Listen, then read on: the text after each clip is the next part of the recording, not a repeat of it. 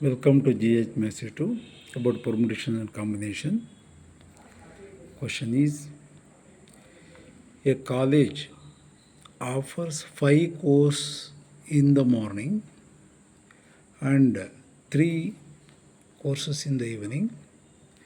The number of ways a student can select exactly one course either in the morning or in the evening is option A 5, option B 8, option C 15, option D 3. ಈ permutations ಕಾಂಬಿನೇಷನ್ಸಲ್ಲಿ ಎರಡು ಪ್ರಿನ್ಸಿಪಲ್ಸನ್ನು ಕ್ಲೀನಾಗಿ ನಾವು ಚೆನ್ನಾಗಿ ಅರ್ಥ ಮಾಡ್ಕೊಂಡಿರ್ಬೇಕು. Fundamental principle of addition, fundamental principle for addition of addition.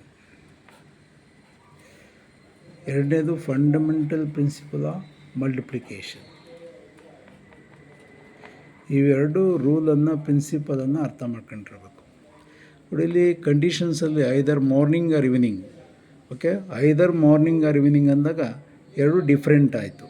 Different ಆದಾಗ ಒಂದಕ್ಕೊಂದು combination ಇರಬೇಕು.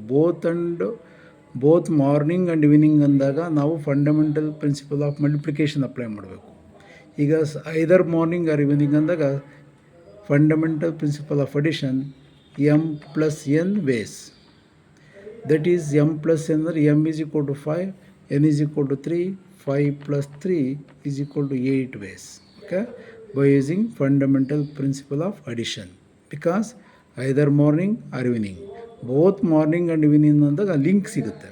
ಓಕೆ, ಎರಡಕ್ಕೂ ಲಿಂಕ್ ಇಲ್ಲ ಅಂದಾಗ ನಾವು ಅಡಿಷನ್ ಯೂಸ್ ಮಾಡಬೇಕು. ಎರಡಕ್ಕೂ ಲಿಂಕ್ ಇದೆ ಅಂದರೆ ಮಲ್ಟಿಪ್ಲಿಕೇಶನನ್ನು ಯೂಸ್ ಮಾಡಬೇಕು.